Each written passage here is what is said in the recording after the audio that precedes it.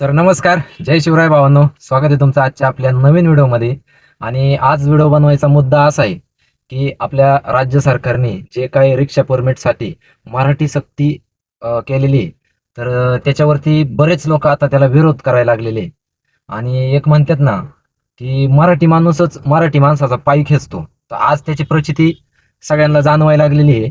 कारण हे बाहेरून युपी बिहारवाले जे आलेले आहे मुंबईमध्ये, आता सध्या हा मुद्दा फक्त मुंबईमध्ये चाललेला आहे. बाहेरून जे युपी बिहारवाले आलेले त्यांनी ऑलरेडी पूर्ण धंद्याची वाट लावून टाकलेली आहे. आणि आज कुठंतरी आपण म्हणतो ना, गव्हर्नमेंट इथून मागे काही करत नव्हतं, पण आज एक त्यांनी चांगला निर्णय घेतलाय. तर त्यांनी निर्णय घेतलाय, तर आपण सर्वसामान्य मराठी ड्रायव्हर जो आहे, मराठी माणूस, तर आपण आपल्या गव्हर्नमेंटचं समर्थन करायला पाहिजे. पण आपण ते न करता आज बाहेरून जे आलेले त्यांना सपोर्ट करतोय. म्हणजे हेच आपल्यातलेच मराठी भय्ये, आता हेच म्हणायला लागेल त्यांना.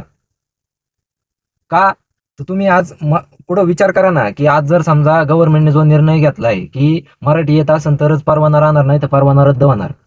आज जर बाहेरून आलेली लोक आहे त्यांना एवढा गर्व आहे, एवढा माज आहे, की आम्ही महाराष्ट्रात जरी आलो तरी आम्ही मराठी बोलणार नाही. डायरेक्ट स्पष्ट या भाषेत बोलतात. एवढा माज असलेले लोक, आपल्याला काही गरज नाही ना त्यांची. जर त्या लोकांचे परवाने रद्द झाले तर उद्या आपल्या मराठी माणसाचा रोजगार अजून वाढन. हा विचार करा जरा. आणि काय तुम्ही आपल्याच माणसाला सपोर्ट करायचं सोडून तुम्ही ते बाहेरून आलेल्या लोकांना सपोर्ट करताय. काय बोलावं राव, बोलण्यासारखं काहीच नाही.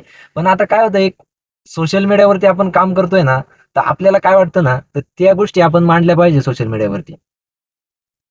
नुसतंच म्हणायचं या भैयांमुळे धंद्याची वाट लागली, बाहेरून आल्यात, कोणत्या रेटमध्ये गाड्या पळवत्यात, काही करतात, कसं होतंय, कस्टमरशी व्यवस्थित वागत नाही, हे करतात ते करतात.